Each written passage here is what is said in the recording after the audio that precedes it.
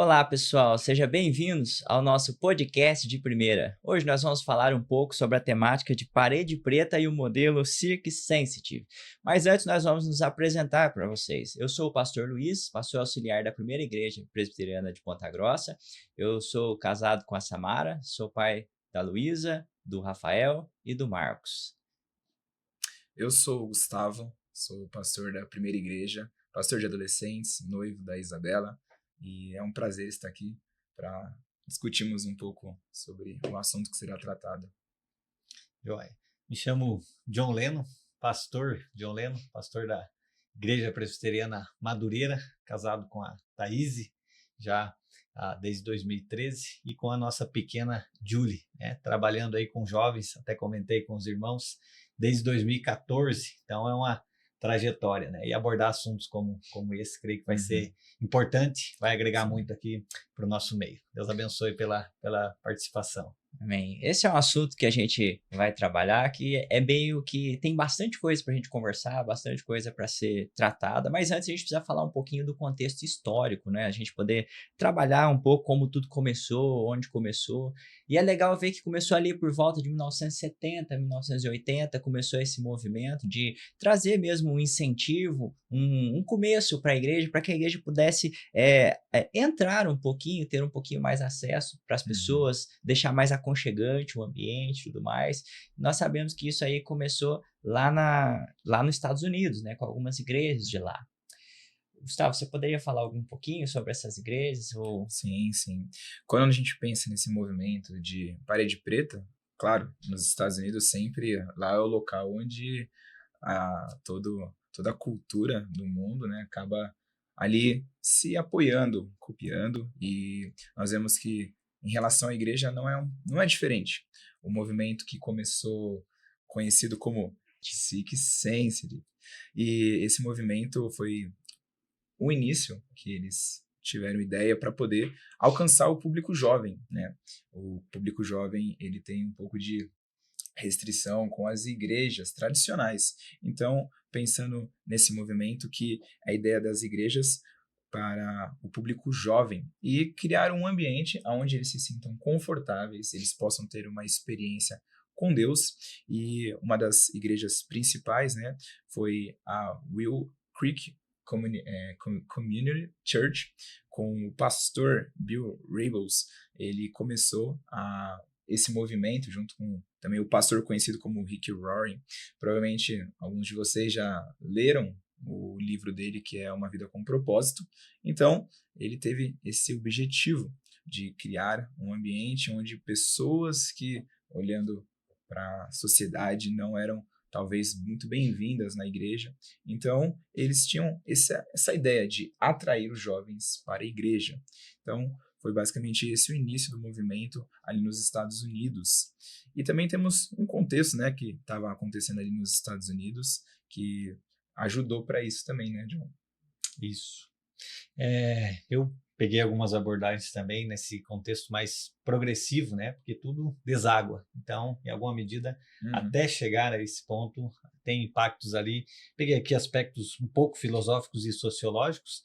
Vou pontuar 3 aqui, né? O pragmatismo americano, a ideia de que se dá certo e tem resultado, então funciona, isso acaba virando uma verdade para muitos, né? Mas a gente sabe que em contextos teológicos tem lá suas considerações, né? A gente precisa filtrar muito bem aquilo que está acontecendo, trazer para uma linguagem teológica nossa. Eu acho que isso acabou entrando no contexto das igrejas. Então, a ideia de resultados, né? Deu resultados, então isso é considerado como algo verdadeiro. Segundo, o consumismo e a cultura de mercado, né?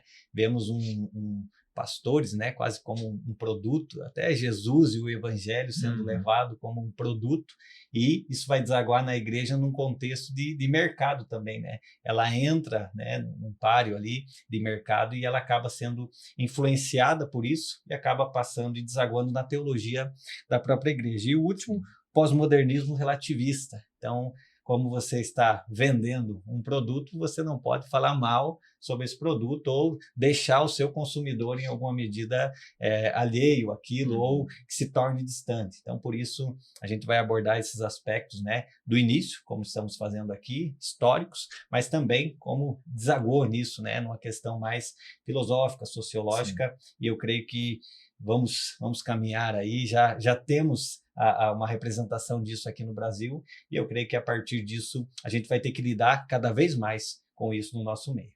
E é interessante que nós estamos falando de um período que também o mundo em si já estava buscando novidades, né? Já estava buscando um novo contexto, uma acessibilidade, estava abrindo as portas para que outras ideias pudessem fazer parte ali do meio, e a igreja, então, começa a observar que ela também precisava, de alguma forma, acompanhar o mundo, ou seja, na verdade, não se misturar no mundo, mas tentar alcançar as pessoas do mundo. Então, eles começam a trabalhar um sentido que pudesse ser mais acessível para as pessoas que não tinham contato nenhum com a igreja. E aí, como o pastor John falou, a gente consegue ver que a igreja começou a tomar esse sentido, e tudo que começa nos Estados Unidos, a tendência é que chegue até nós aqui no Brasil. E aqui no Brasil a gente começa a ver que também começa a ter esse movimento. Então, acho que, se não me engano, é por volta dos anos 90, né, mais para o fim de 90, que algumas igrejas começam a aderir essa ideia da parede preta e do movimento sensitive, né, começam a absorver essa ideia, esse conteúdo, e começam a desenvolver ali um trabalhar mais intenso nessa área, né. E aí a gente começa a ver também que houve alguns problemas, né, houve alguns ruídos nessa perspectiva de dar uma nova chance, uma nova ideia para um povo que é mais tradicional. Nós estamos falando também desde lá dos Estados Unidos, né? Já era uma cultura muito tradicional da igreja, uma cultura bem enraizada, mas que alguns ali achavam que não era bom, não estava ficando muito bom, não estava acolhendo muito. Embora a nossa ideia aqui é tratar somente as paredes pretas e tudo mais, mas ela vem como um contraponto também, né, a essas questões tradicionais. Sim. O puritanismo, que é muito forte, né? A descendência nos Estados Unidos veio do puritanismo, né? Tinha uma tradição muito forte, e querendo ou não, esse movimento foi uma levada um pouco diferente daquilo que estava sendo costumeiro ali nos Estados Unidos e para todo o evangelicalismo mundial. Isso, eu creio que também a gente pegar esse período, né, 70, 80, a gente vê outros movimentos também tornando parte, né, e muitos deles influenciados pela própria cultura.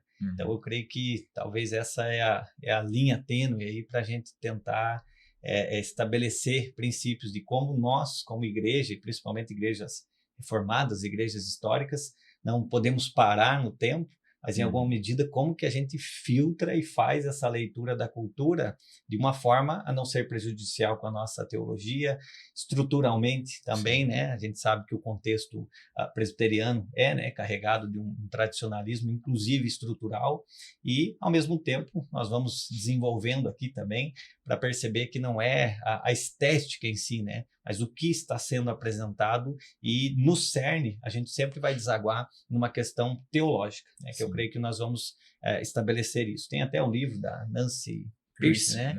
Que é o Verdade Absoluta, até comentei antes de chegar, que é justamente um pouco sobre isso, que a gente tem aquela ideia de a cultura está lá e a igreja está aqui, mas na realidade são coisas que precisam caminhar juntas. Mas como que isso acontece? É quando a igreja passa a redimir a cultura, né? É o nosso olhar ditando as coisas culturais, e aí que é o problema, porque normalmente a gente se adequa ao contrário, que talvez seja uma das essências do movimento, né? Ele acabou trazendo a cultura para adequá-la no ambiente de igreja. Em alguma medida, isso foi bom, porque trouxe muitas pessoas. Agora, manter isso e manter só nesse aspecto cultural, aí a gente precisa da palavra, a gente precisa desenvolver para que a pessoa não venha e, como diz o reverendo Hernandes Dias, né? Venha como está, mas não permaneça como veio, né? Então, a igreja é um lugar de restauração e de mudança, não um lugar de adequação, para a gente adequar o ambiente meramente por adequar para as pessoas virem. Né? E é interessante também observar essa fala sua, reverendo, porque quando nós começamos a olhar lá nos Estados Unidos como tudo foi acontecendo, foi desenvolvendo, a ideia em si era mais o acolhimento, né? Um acolhimento assim aparente também, que as pessoas pudessem observar. Por isso a ideia de parede preta, né? Mas o que mudou mesmo, que trouxe uma transformação, não foi simplesmente a tinta na parede, né? Que muitas vezes a gente critica ou tem um olhar mais duro quanto a igreja de parede preta é uma igreja diferente e tudo mais e tal. Mas é a essência da igreja, né? É a profundidade da igreja. É realmente essa ideia de transformar o evangelho, né? De caminhar com o evangelho mais suave, o evangelho mais doce. E a gente sabe que o evangelho ele não é assim. O evangelho ele é o que é e assim ele vai ser. E é assim que traz a transformação de vida, a mudança de vida. E nós começamos a observar que no decorrer da história, uma vez que o evangelho é mesclado com alguma coisa, ele perde a sua essência, ele não se divide. O evangelho ele é porque ele é e ele é puro no que ele é puro. Então, a gente começa a ver que as igrejas começam a perder a mão quando começa, na verdade, a mergulhar nos ideais desse movimento que começou lá atrás e não simplesmente na estética que muitas vezes é trabalhada hoje. Então, a estética em si, ela traz benefícios para a igreja, sim, obviamente que traz. Hoje nós estamos num período tecnológico muito avançado, mas quando nós olhamos para a ideia da igreja em si, quando ela perde a sua essência, aí ela perdeu a mão. Então, nós precisamos entender também que esse movimento, quando ele chega no Brasil, ele pega geralmente algumas igrejas neopentecostais e pentecostais que começam com esse pressuposto e começam a trabalhar a tecnologia, eles começam a avançar e pessoas vão para a igreja. Você começa a ver que o movimento começa a encher de gente na igreja e aí fica com aquela ideia, né? Se tem quantidade, é porque está sendo correspondido. Pragmatismo, né? Exatamente. E a gente começa a observar que não é por aí. Sim. É necessária a busca, o equilíbrio, né? Como o John bem disse, a questão da cultura. Quando nós pensamos nesse movimento, a gente percebe que a igreja, às vezes, ela para no tempo em relação à cultura. Até pensando nessas igrejas, a questão estética, ela não é o principal, mas eles pensaram ali na estrutura para auxiliar também, até eles dizem, na atenção, no foco ali do culto, da pregação, do louvor. Isso, de certa forma, em alguns aspectos, é um auxílio, né? As fotos sendo fotos melhores, né? Não que seja o principal, mas isso tem um auxílio. Mas o problema é quando a gente coloca isso à frente. Então, acredito que, de certa forma, esse movimento ele trouxe um auxílio para como que a igreja deve enxergar para a sociedade, né? E como a gente pode usar aquilo que está sendo produzido na cultura, seja a questão de equipamentos na igreja, seja a forma como que é estruturada a igreja, para que a gente possa trazer um ambiente melhor para a comunidade e não simplesmente ficar parado e não querer progredir, porque a ideia não é nós nos afastarmos da cultura, mas a ideia é o quê? Nós olharmos para a cultura, o dom que Deus deu para o ser humano e usar em prol do reino e também redimir essa cultura. Então, a igreja precisa ter um equilíbrio, porque esses homens quiseram, no início desse movimento, trazer um benefício para a igreja, de alcançar pessoas. Mas quando nós vemos o decorrer do movimento na história, para somente no acolhimento em que as pessoas precisam se sentir bem. Mas o evangelho tem que dar um passo a mais. E quando as pessoas não dão esse passo a mais, tem um problema. E a gente precisa olhar para isso e tratar esse problema. Sim, eu creio que vale a crítica também para nós, né? Que essas pessoas fazem talvez o que nós deveríamos já ter feito aí na história, né? No nosso contexto e aí para o contexto principalmente de igrejas reformadas. Eu creio que a gente demora muito para lidar com certas questões. Tem até o reverendo Leonardo Sayun, ele uma vez palestrando, ouvi ele dizer que a IPB é como um navio, enquanto algumas igrejas são jet ski, né? Então, mudou, eles já vão, mudou, eles já vão.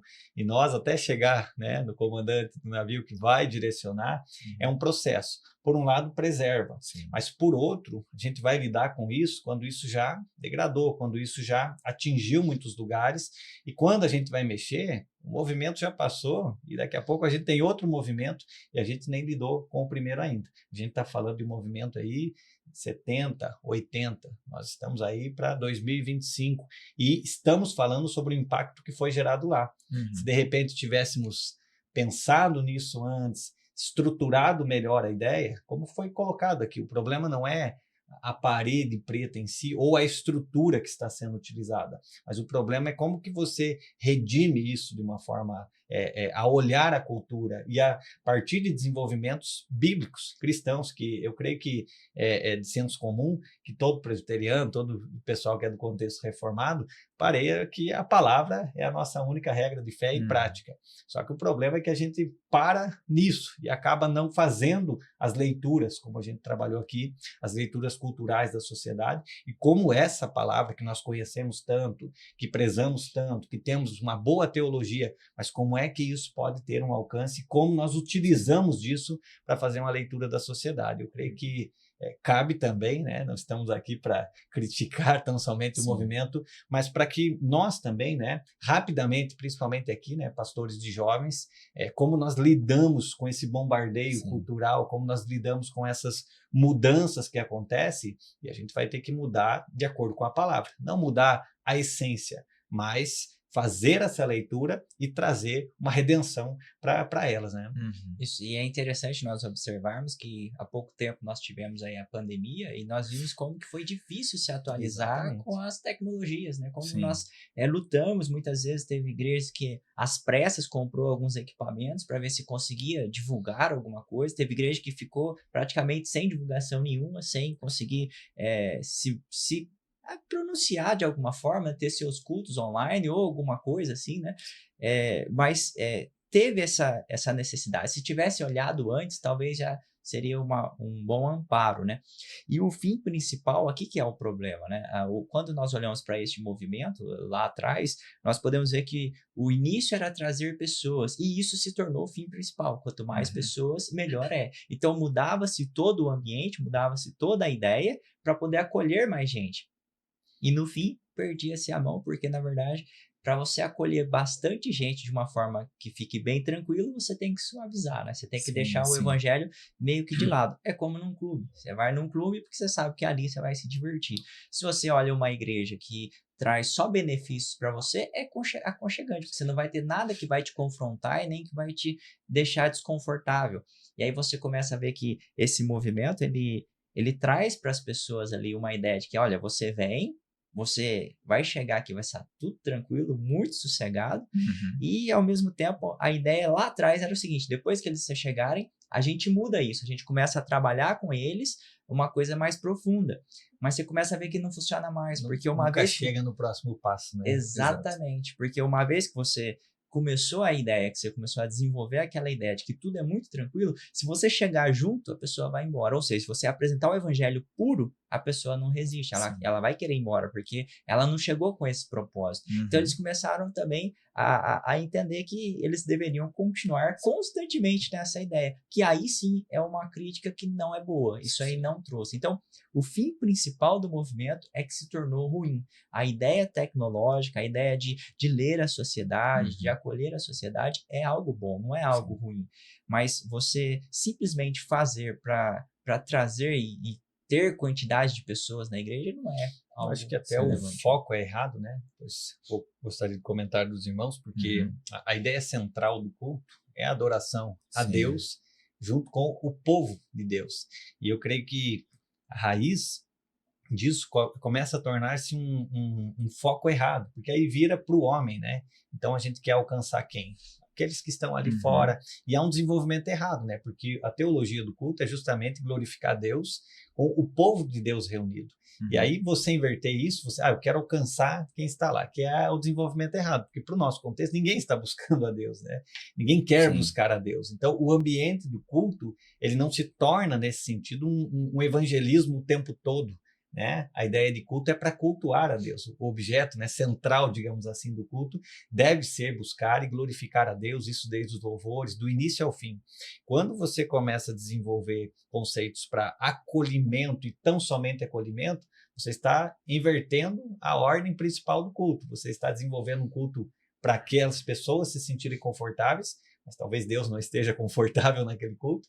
Você começa a desenvolver aspectos que mistura. Aí que eu falo, é um problema mais teológico, né? Não é uma questão estrutural, e a gente precisa até aprender com isso, mas quando a gente desenvolve uma teologia bíblica em cima do movimento, a gente vai encontrar uma série de problemas, porque Sim, essa ideia sim. de que não, as pessoas estão por aí perdidas e buscando algo de Deus, e na realidade, né, Romanos 3, não há um justo, um sequer, não há Sim. quem entenda, não há quem busque a Deus. Então, ninguém está querendo uma busca para Deus. E o que vai transformar não é você manter e meramente trazer um ambiente aconchegante e tão somente o ambiente, mas é se nesse ambiente terá confronto. Se nesse Uhum. ambiente você vai ser confrontado pela palavra, isso desde o pastor e quem estiver ali já membro de igreja há muito tempo. Agora, perder essa essência, tirar apenas o ponto positivo do evangelho, né? Entre aspas aqui, mas é a boa nova. Porém, a boa nova começa com a má notícia, né? Então, se a pessoa chega na igreja achando que, poxa, eu já sou bom, né? Já sou cheio de si, já tenho meu ego inflado. Aí vem um pastor que diz que Jesus me abençoa, prospera, como diz o Paul Washer, então me veja dois Jesus desses, É. porque aí tá tudo certo. Agora, quando chega o confronto, espana, como o reverendo falou. As pessoas não querem ficar, porque o que as trouxe foi aquele aconchego, foi o ambiente, foi o louvor. Primeiro confronto, a pessoa vai Sim. acabar saindo. Né? Jesus mesmo iniciou seu ministério não com uma mensagem, né, carinhosa, mas ele chega falando: arrependei-vos, pois o reino de Deus é chegado. Então, as pessoas precisam sim se arrepender. E algo que gostaria de destacar sobre esse movimento, que acho que nós, como pastores jovens, nós precisamos aprender a lidar com o nosso público. O pastor John, como está à frente da Igreja Madureira, não lida somente com jovens, mas com pessoas de outras idades. As pessoas precisam olhar para esse movimento com um aspecto bom no sentido do acolhimento. Porque eu já vi algumas igrejas, pastores, onde eles não queriam fazer até mesmo evangelismo para alcançar as pessoas de fora. Então, a gente precisa olhar para esse movimento pegando os aspectos bons também, porque às vezes a gente não quer acolher o diferente da gente. E Jesus mesmo, né, critica ali os escribas e os fariseus, trazendo algumas parábolas, como a da dracma perdida, a ovelha perdida, do filho pródigo, mostrando a necessidade da gente alcançar o de fora. E isso é muito bom, mas entra nesse aspecto, aonde eles param e não dão um passo a mais. Então, a gente pode dizer que fica um evangelho pela metade. Só que nós, por outro lado, também, se só pregarmos arrependimento para algumas pessoas, que são da nossa ali classe social, podemos dizer assim, a gente também está vivendo o evangelho pela metade. Então, a gente precisa buscar sempre esse equilíbrio a partir das escrituras e trazer, sim, pegar o indivíduo que está longe de Deus, que todo ser humano está longe de Deus por conta do pecado, trazer ele e não acomodar ele. Isso. Não fazer com que ele se sinta bem, criar um ambiente, mas transformar por meio da palavra, sim, do evangelho. E até a ideia, né, desculpa cortar, mas a ideia é justamente o foco do ambiente de culto ser para algo. Sim. E o evangelismo, que eu até comento lá na igreja, não sei em que tempo histórico nós separamos evangelismo de discipulado, né?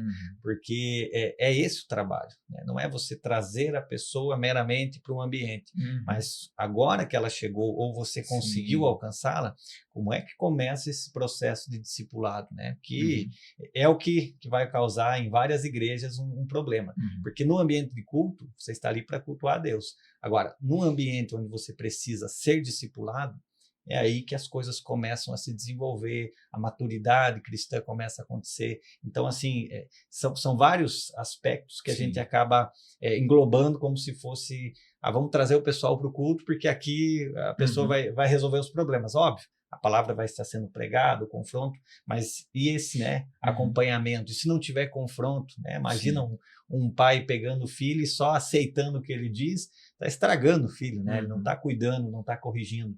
E o evangelho é muito mais, é muito mais do que apenas uma parte, né? O texto bíblico é um todo, a Bíblia é um todo, e a gente precisa trabalhar com aspectos teológicos em todo o tempo. Né? Sim.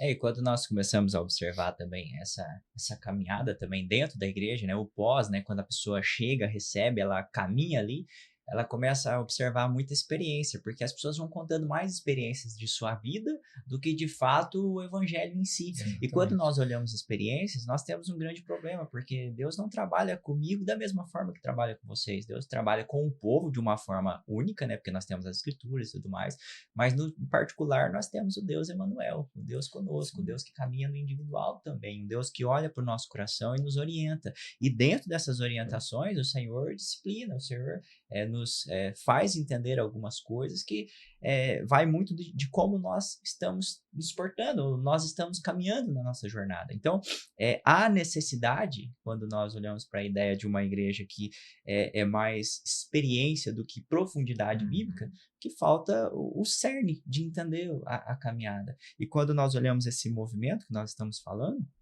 o movimento começa a trabalhar muito essa ideia de experiência, essa ideia de Sensorial, né? Sentir Deus. Exato, você vai sentindo, Deus vai fazendo as coisas. É como se Deus fosse um guru também, né? Porque você vai tendo a sua vida tranquila e ao mesmo tempo você fala assim, Deus, então, eu tô precisando de tal coisa.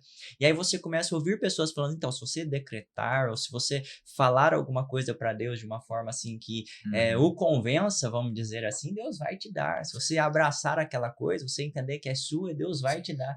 E Deus não é um Deus assim. Deus é um Deus justo, misericordioso e um Deus que ama. Quando nós temos um padrão de amor, um padrão real, nós entendemos que dentro desse padrão, ele há o momento de disciplina, o momento de restauração e também o momento de que Deus derrama graça sobre nós. Também nos dá momentos bons. Também parece que quando a gente começa a falar muito de disciplina, é um Deus só carrasco, né? Um Deus que só disciplina e tudo mais.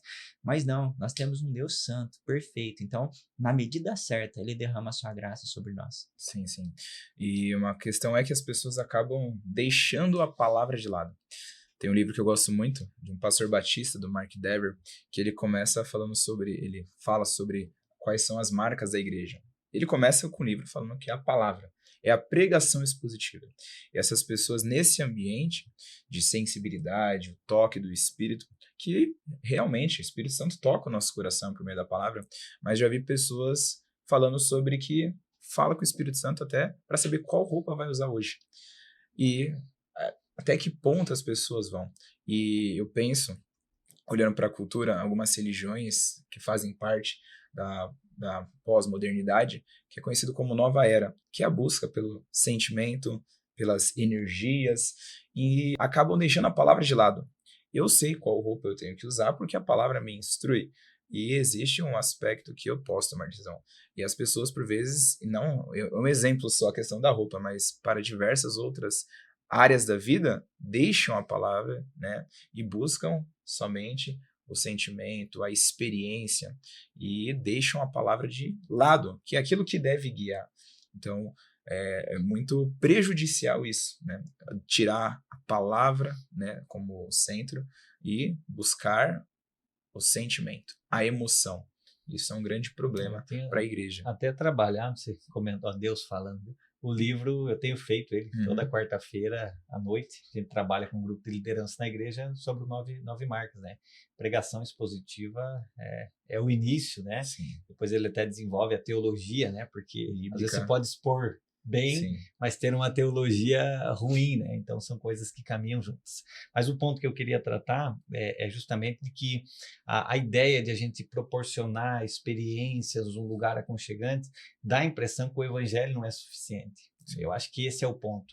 Quando a gente pensa que o evangelho não é mais eficaz, né? Romanos, tenho trabalhado Romanos também na igreja, 1,16, é o poder de Deus, porque é Ele que vai salvar, é Ele que vai transformar. E um evangelho pela metade não transforma, né? Então, como bem dito aqui também, o evangelho começa com arrependimento. A pregação de João Batista é arrependei-vos. Jesus retoma isso. Sim. E fala sobre arrependimento também. Por várias vezes, quando o pessoal vai até ele, né, em busca de pães, de milagres, ele fala, olha, vocês estão vindo até mim por causa do pão, por causa dos benefícios que eu dou a vocês, mas eu sou o pão.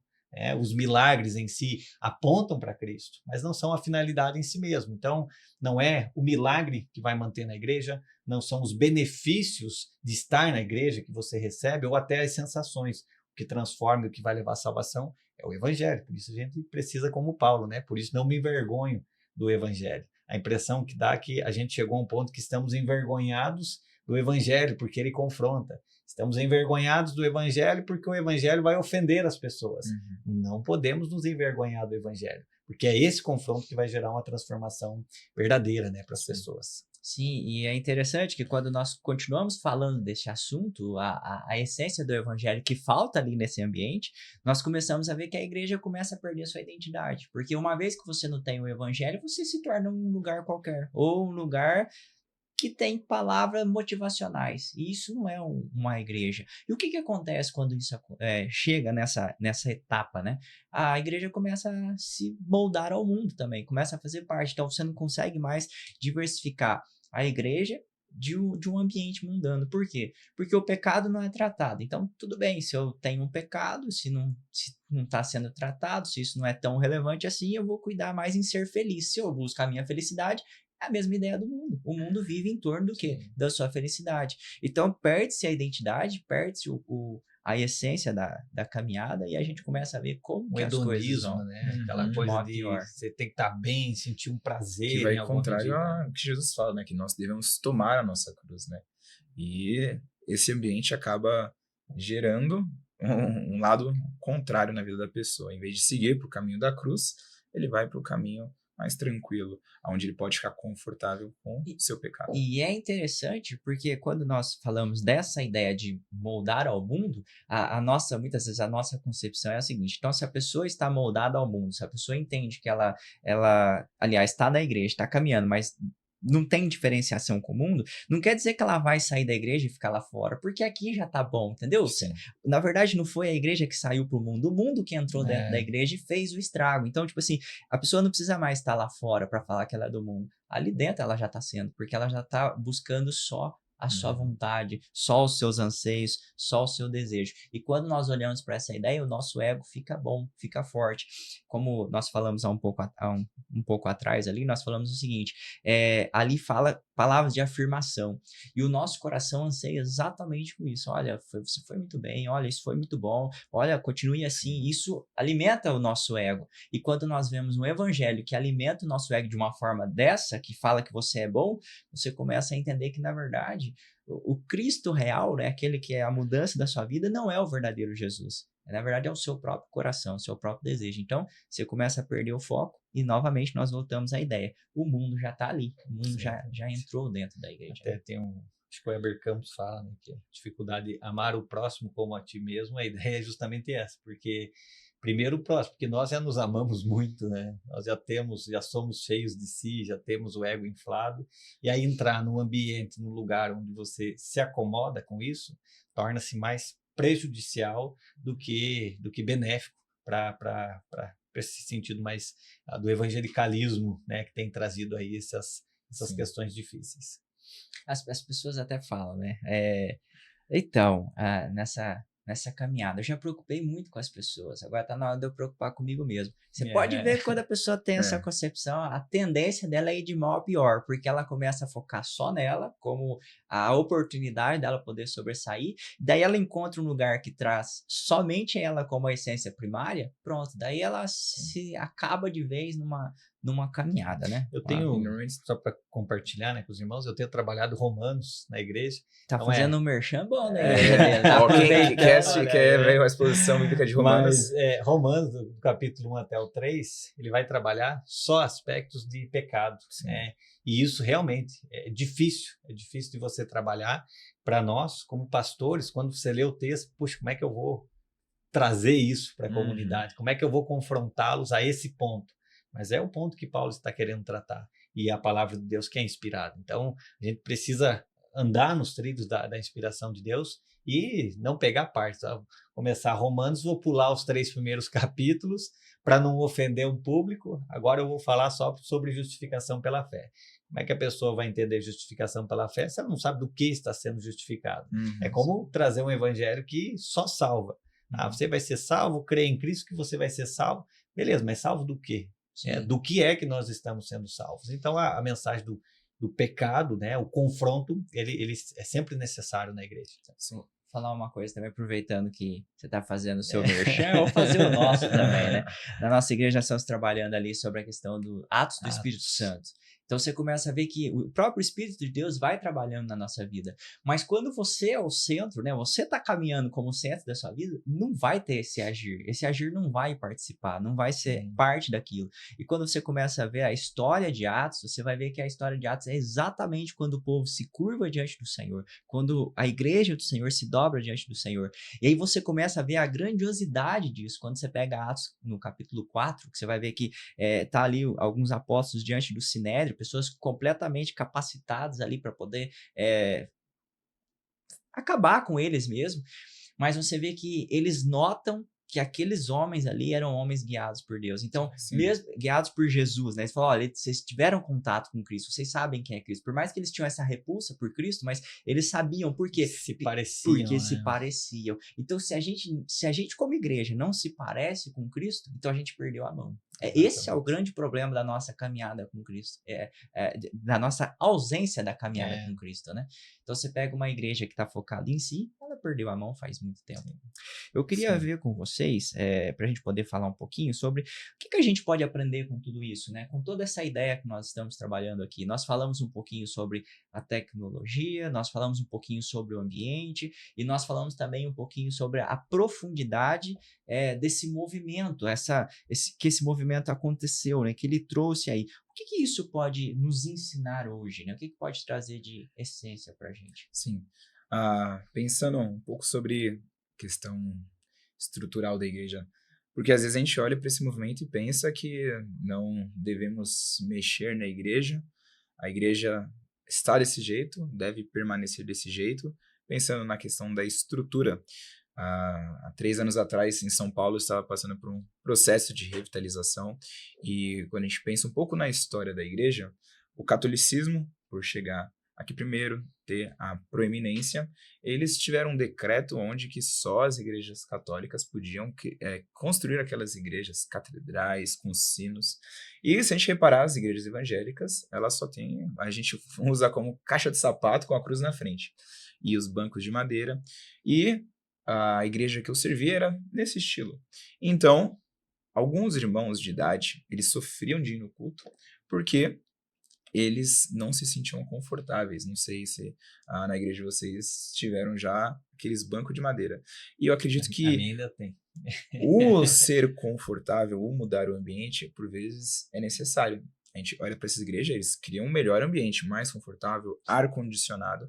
Não quer dizer que nós não temos que criar um ambiente confortável para os nossos irmãos. Então, acredito que sim, ter um ambiente bom, adequado, é necessário. A gente precisa saber quais são os limites. Então, não extrapolar além da conta, né? Não colocar como foco o ambiente, o criar um ambiente. O ambiente precisa ser agradável? Sim. Quando nós olhamos até mesmo para o Antigo Testamento, como Deus instruiu a criação, o templo, eram lugares que eram confortáveis. E a gente precisa entender que nós temos que tomar esse cuidado como pastores, mas saber que isso não é o foco principal.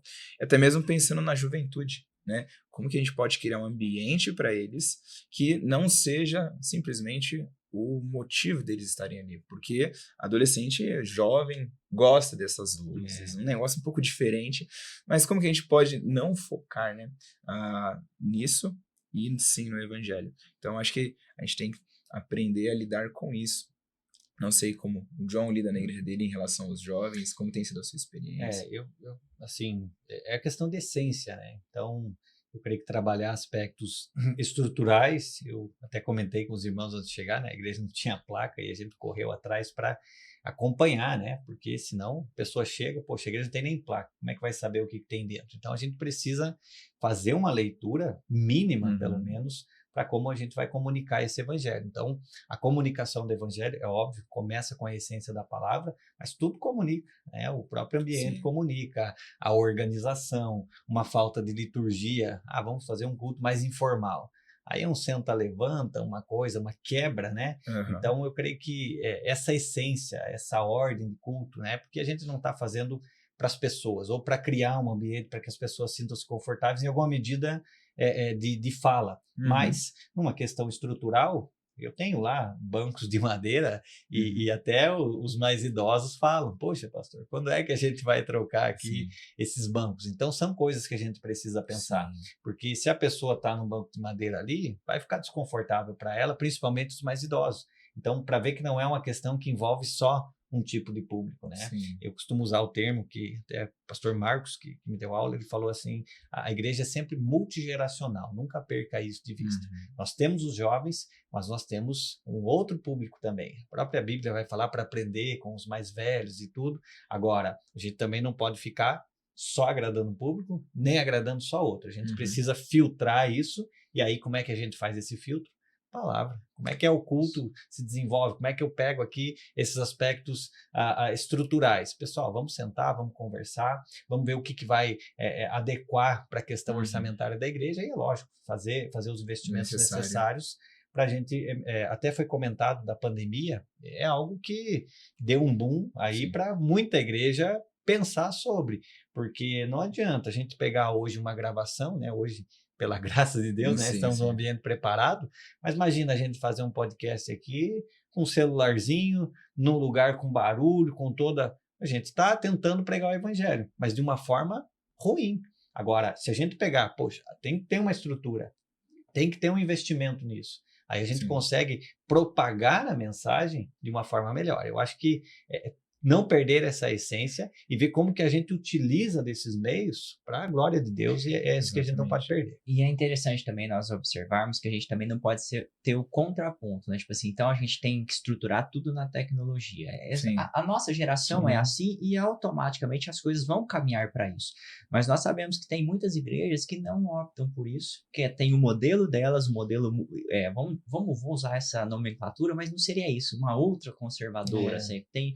E eles Sim. são felizes assim porque a mensagem Sim. está sendo pregada de uma forma intensa, profunda, e eles estão alcançando muita gente com isso. Então, também tem essa oportunidade de outras igrejas ter o seu sentido, a sua caminhada de uma forma diferente dessa da tecnologia. Sim. A gente vê bastante igreja espalhada aí pelo Brasil, nosso país, né, que são igrejas extremamente conservadoras, que não têm realmente nada, nem muito acesso à tecnologia, Uhum. e quando você vê os crentes que estão ali dentro, são crentes fervorosos, são Sim. cristãos que Sim. mostram de fato um evangelho profundo. Então, a tecnologia é só uma coisa importante que a gente pode aderir, mas Sim. ela, como nós estamos falando desde o começo, ela não é o fim Não, principal. Uhum. Ela traz um acesso maior, mais longo, né? A gente consegue alcançar lugares mais distantes, mas ela não é a essência. A essência é sempre o evangelho. Senão a gente começa também a falar o contraponto, né? Não, tem que ter tecnologia, tem que ter isso, e a gente vai falhar na mesma ideia, de querer Sim. impor alguma coisa que não é o evangelho. Então, Sim.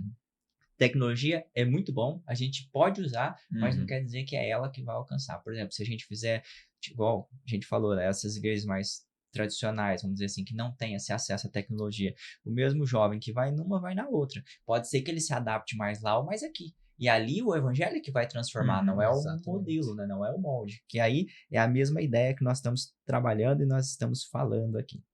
Certo, para a gente poder já ir para os nossos finalmente aqui desse nosso Uhum. podcast, queria fazer a pergunta que até foi o pastor Gustavo que tinha falado para a gente, né? Para a gente poder falar um pouquinho em nosso coração. E aí, nós teríamos uma igreja de parede preta? E aí, é pecado igreja de parede preta? Queria que nós pudéssemos responder. Bom, creio eu que não seja pecado. Como tudo que foi dito, né, não é pecado e tem muito a ver com o que você acabou de nos dizer, pastor. A questão é o gosto. Às vezes existe um ambiente, eu conheço cristãos que são mais conservadores, que preferem um culto mais tradicional. Existe também um culto mais avivado, né? E eu acho que entra nessa questão do gosto da parede preta, do ter um telão no fundo da igreja, né? Equipamentos de som, instrumentos, e ao meu ver, eu não vejo problema algum.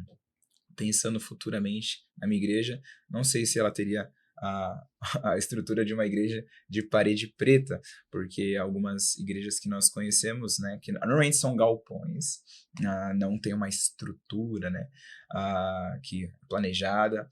Eu opto mais por uma estrutura, do que um ambiente desse estilo. Não que seja errado, não seja pecado. Eu acho que é um ambiente que pessoas às vezes procuram, né, se sentem melhor. Claro que não é o foco, né, mas não deve se deixar de lado, eu acredito, essa questão de onde se sente mais confortável, porque tem gente que está numa igreja que às vezes é mais tradicional, no bom sentido, e ela fala assim, mas eu gostaria de levantar as minhas mãos, mas não levantam as mãos ali. Tem um problema? Não tem problema, mas ela se sente melhor ali. E sempre na certa medida, né, eu acredito.